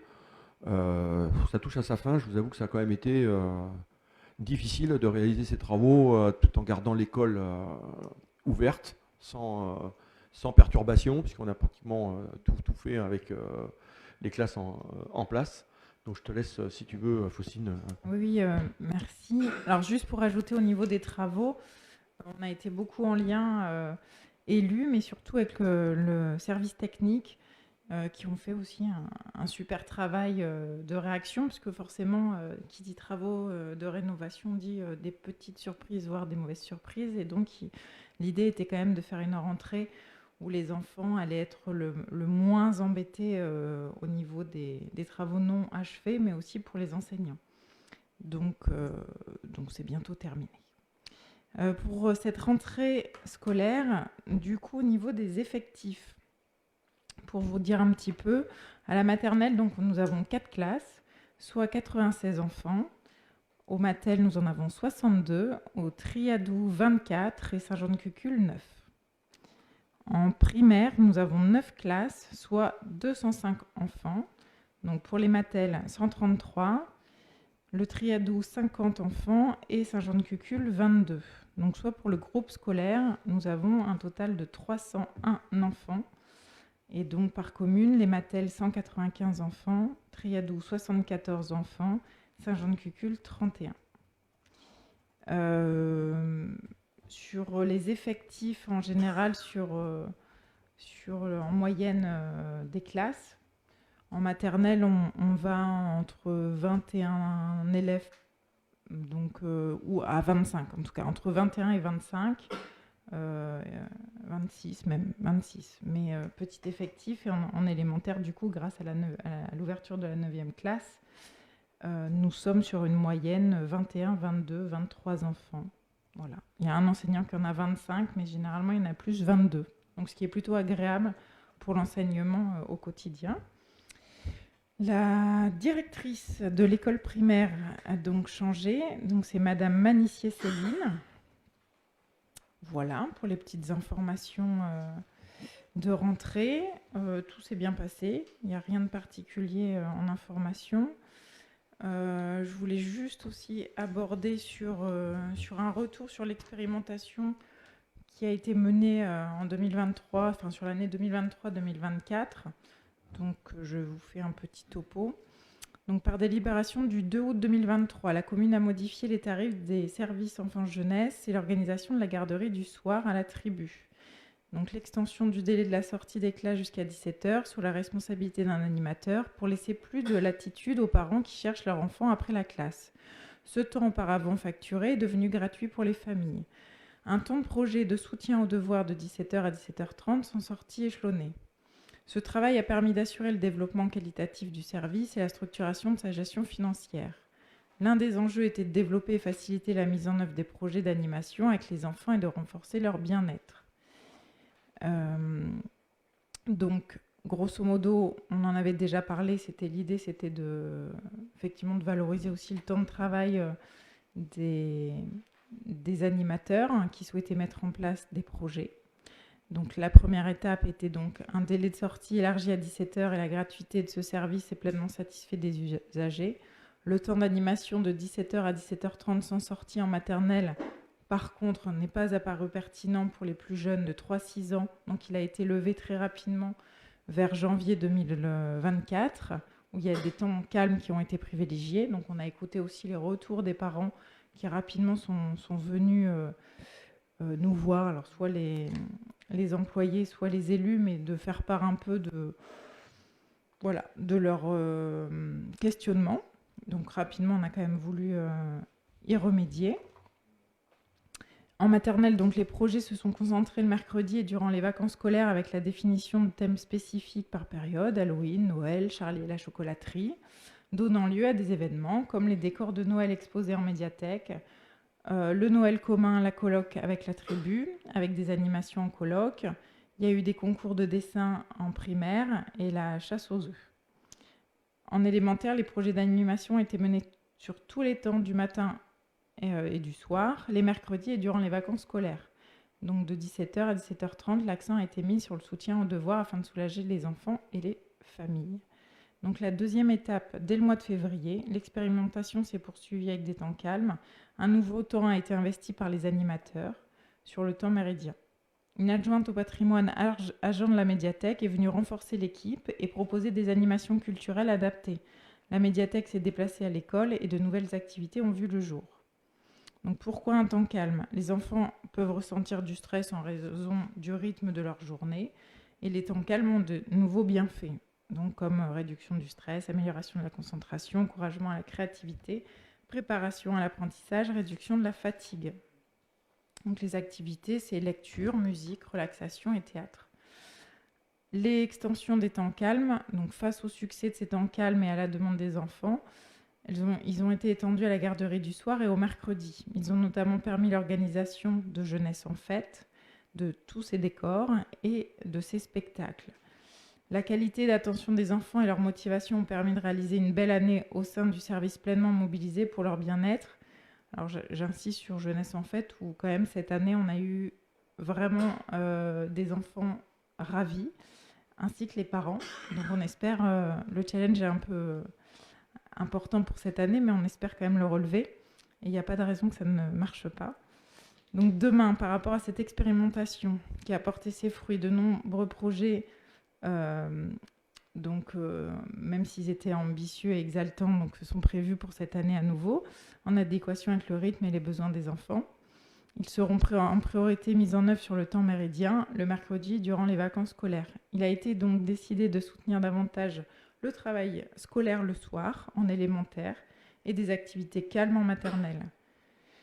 Donc, tous ces éléments seront présentés aux parents lors de la réunion organisée par le service enfants-jeunesse avec les familles le jeudi 10 octobre. Donc, pour en venir, la nouvelle organisation, la gratuité est donc conservée jusqu'à 17h et le temps de la garderie du soir autorise une sortie échelonnée des enfants entre 17h et 18h15. Donc, nous revenons à ce qui se faisait. Voilà. J'ai aussi si vous voulez regarder, voilà, juste ce qui se fait en animation. C'est intéressant aussi de regarder le travail qui est fait en amont et l'évolution des propositions sur les temps de centre aéré et des mercredis. Ouais, c'est important de concilier à la fois les besoins propres liés aux parents, parce que on comprend bien aussi, c'est vrai qu'il faut organiser aussi son temps. C'est important quand même de trouver des temps privilégiés aussi pour pouvoir travailler sur les projets avec les enfants. Donc on a trouvé ce temps finalement à un autre moment qui permet comme ça, finalement tout le monde j'ai envie de dire, tout le monde est content. Donc c'est l'essentiel, puisque les enfants quand même tiennent à ces temps de préparation des événements de la commune, c'est quand même précieux pour eux. Ils y sont attachés, et c'était quand même difficile pour nous d'y renoncer, mais là on a trouvé la solution idéale, donc à la fois de satisfaire les parents et de continuer à faire les animations pour les enfants. Merci Faustine pour avoir trouvé avec Julie et puis Jonathan les solutions pour tout le monde. Donc voilà pour cette information. Vous donnez quelques informations concernant des travaux. Donc il va y avoir des travaux de sécurité qui ont été, vous l'avez vu, déjà engagés sur le chemin de la Rérette, puisque on avait vraiment sur ce chemin une problématique très particulière, notamment pour les horaires d'école, comme vous savez, donc c'est quand même une des voiries les plus fréquentées. On a fait ces déviations là pour essayer de réduire un peu la vitesse, puisque on était quand même sur une zone 30, mais vous l'avez certainement constaté vous-même, pas vraiment respecté. Donc j'espère que ça apportera quelques réponses et que ça permettra surtout aux riverains, à ceux qui rentrent et qui sortent de chez eux, de se sentir un petit peu plus en sécurité sur ce chemin de la Rérette. Il y aura des travaux prochains, on attend des dates, c'est ça Christian, on n'a pas encore les dates d'intervention, mais ça sera incessamment sous peu, avec des modifications notamment sur l'avenue du Val-de-Montferrand. Avec la mise en place de stop, on va complètement changer, la traversée de notre village, en donnant des priorités, notamment à la sortie du parking ici. Enfin, on va contraindre par la mise en place de stop au ralentissement des véhicules, des poids lourds quand il y en a beaucoup moins, mais et également des bus, parce que je vais le rappeler ici, mais les bus de transport, c'est pas les derniers à rouler vite. Donc tout ça va être mis en place prochainement. On va faire, dès qu'on a des dates, on va faire une concertation et on fera une communication, hein. Pour l'instant, on n'a pas de date, mais en tous les cas, ce travail est en cours et il va se produire. Il y aura donc un stop entre l'ancien chemin du Moulin, donc, et puis la route la route de Montferrand. Voilà, donc tout le centre de circulation va être changé. Comment dire, pour la sécurité, donc les caméras, donc le dispositif est bien évidemment toujours en cours, hein, donc c'est pas simple à installer, hein, Voilà. Emmanuel va nous l'expliquer. En effet, donc, pour refaire un petit point sur la vidéosurveillance, parce que je suis pas mal interpellé sur son avancement, et en effet, ça paraît silencieux, même si ça avance doucement. Je tenais quand même à repartir un petit peu du début. Voilà, l'installation de la vidéosurveillance, c'est pas un claquement de doigts. On a des contraintes qui sont techniques, et notamment avec l'extinction nocturne, qui du coup nous impose de mettre une alimentation permanente pour pouvoir alimenter ces caméras. Sinon, malheureusement, à minuit aujourd'hui, il n'y aurait plus de possibilité d'enregistrement des images, puisque ces lampadaires s'éteignent. Donc, en effet, il y a aussi les histoires des compteurs. Est-ce que c'est cela ou c'est à venir? En tout cas, c'est dans les clous. Donc, on avait du coup à solutionner ce problème-là, c'est-à-dire donner un éclairage permanent aux caméras qui sont sur les candélabres. Donc, on ne peut pas récupérer l'électricité, on l'a compris, de l'éclairage, puisqu'il y a extinction. Et donc, on aura la nécessité d'apporter 3 éclairages permanents par la pose de 3 compteurs. Et ensuite, par une intervention électrique, on va récupérer l'éclairage sur les candélabres en amont, de manière à pouvoir apporter cet éclairage sur les 3 restants. Donc, on a 6 caméras pour résumer.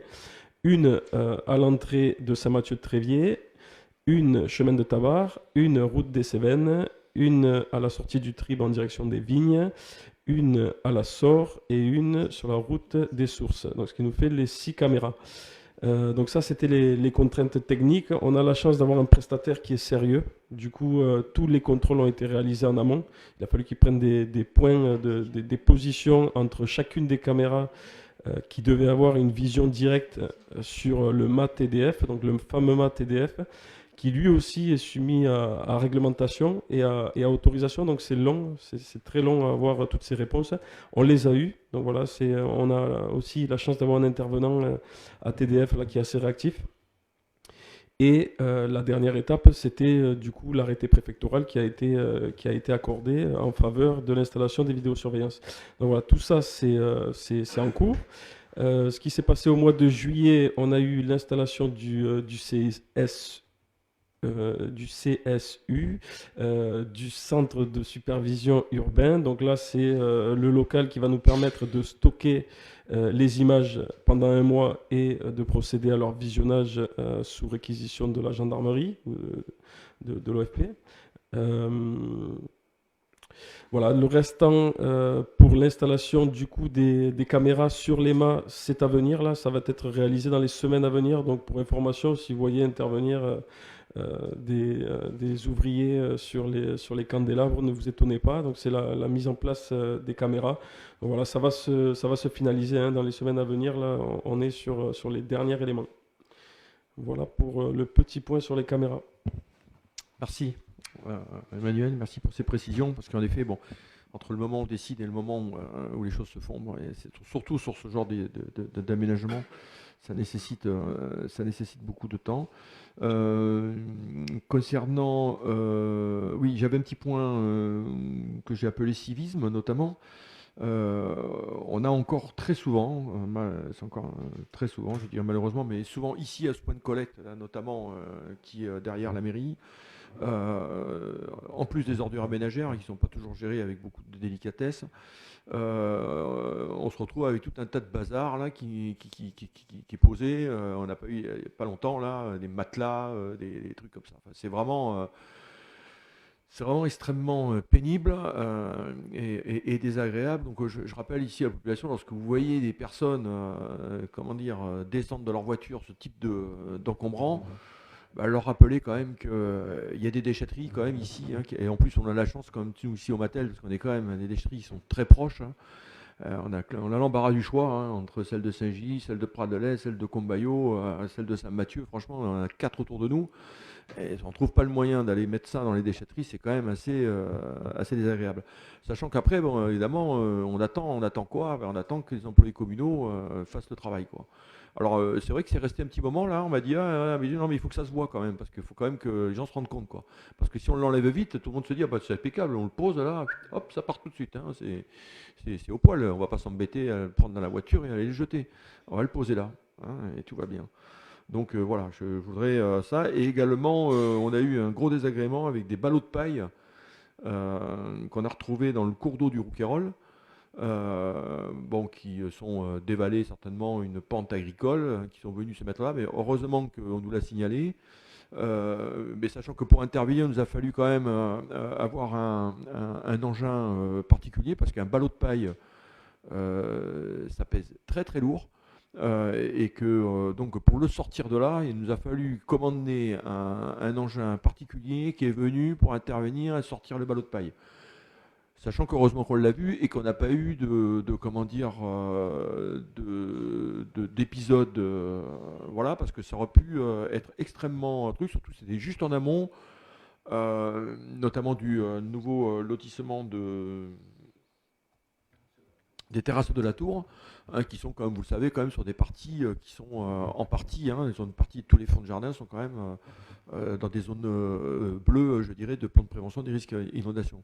Donc il n'y a pas besoin d'avoir des encombrants dans les cours d'eau. Voilà. Donc n'hésitez pas à nous signaler aussi, hein, lorsque vous voyez ce genre de choses, hein, de manière à ce qu'on puisse intervenir rapidement, mais je le répète quand même, un peu de civisme en ce qui concerne les ordures ménagères. Et puis on a depuis plusieurs mois chemin des Moulières.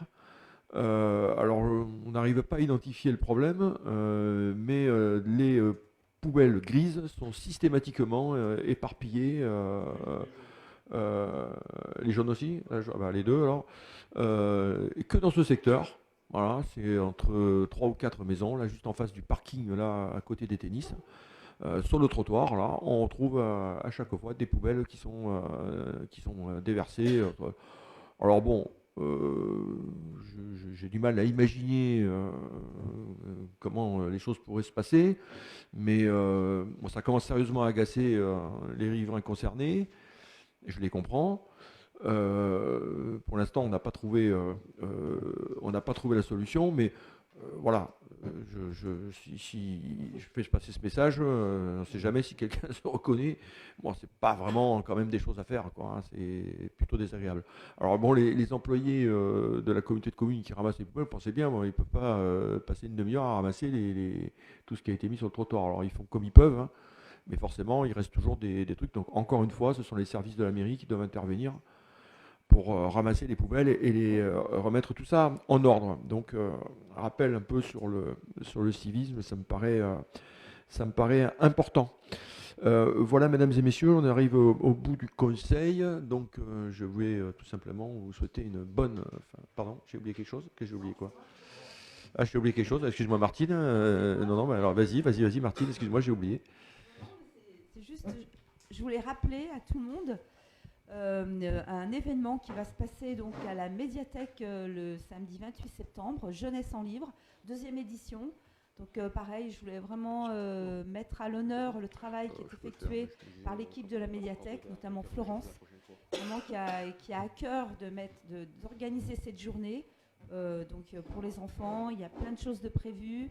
Il va y avoir la compagnie, le firmament pneumatique qui va présenter, donc il était une autre fois, donc les comités de Perrault en cercle et en musique. On m'entend pas? Si. Non, j'avais peur, hein.